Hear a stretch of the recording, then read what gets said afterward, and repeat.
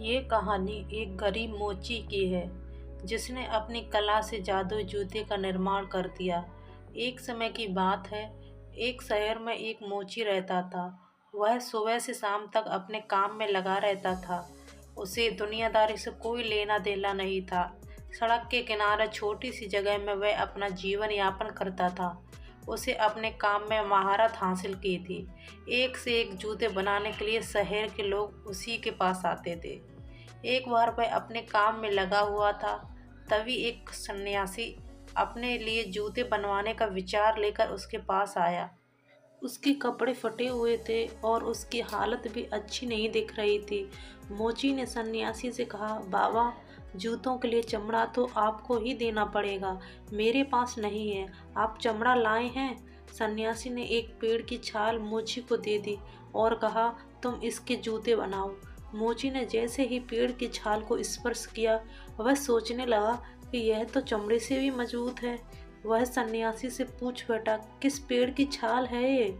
लेकिन सन्यासी ने उसकी बात का कोई जवाब नहीं दिया और मुस्कुराते हुए कहा, मुझे शीघ्र निकलना है, तुम अपना काम प्रारंभ करो।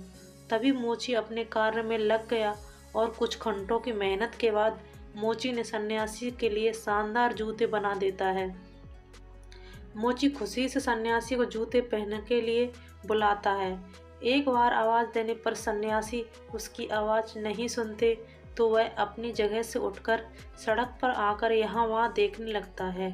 सन्यासी कहीं नहीं दिखता। मोची परेशान हो जाता है और सोचता है, भला अब वह इन जूतों को क्या करेगा। मोची को उसकी मेहनत के पैसे भी नहीं मिले, इसलिए वह थोड़ा सा नाराज़ भी था।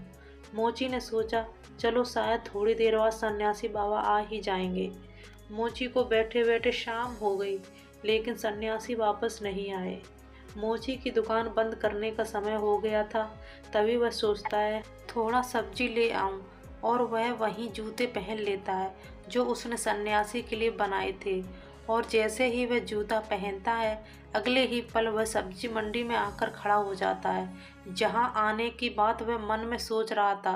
मोची बाजार के बीच में पागलों की तरह बर्ताव करता है, क्योंकि उसे यह बात बहुत अजीब लग रही थी कि वह इतनी जल्दी यहाँ कैसे पहुँचा। वह सोचता है कि उसे तो सड़क के किनारे होना चाहिए, और अगले ही पल वह सड़क के किनारे खड़ा नजर आता है। अब मोची का दिमाग चलना शुरू हो जाता है। उसे समझ में आने लगता है, हो न हो ये जूतों का ही कमाल है, जिसकी वजह से वह पलक झपकते ही कहीं भी पहुंच पा रहा था। इस बात को साफ करने के लिए वह कई जगह मन में सोचता है और एक एक करके वह हर जगह पल भर में ही पहुंच जाता है। उसकी खुशी का कोई ठिकाना नहीं रहता, मानो उसने जीवन में सब कुछ पा लिया था।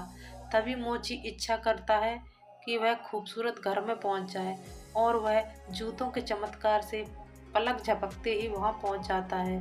घर की सुंदरता देखकर वह खुशी से झूमने लगता है। ऐसा लगता है मानो यह घर उसी के लिए बना हो।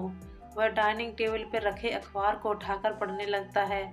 तभी उसे अखबारों में दो देशों के बीच में जंग होने की खबर दिखती है, और उसके मन में जंग को पास जाकर देखने का विचार आता है, और वह अपनी इच्छा अनुसार उस स्थान पर पहुंच जाता है जहां चारों तरफ से गोलियां चल रही थी, बम फट रहे होते हैं। और जैसे ही वह इस जंग के मैदान में आता है तो एक गोली इसके सीने में आकर घुस जाती है, और मोची वहीं गिरकर अपना दम तोड़ देता है। मोची के बिना सोचे समझे किए गए विचार की वजह से उसका जीवन वहीं खत्म हो जाता है। स्टोरी अच्छी लगी हो तो लाइक करें, शेयर करें, सब्सक्राइब करें।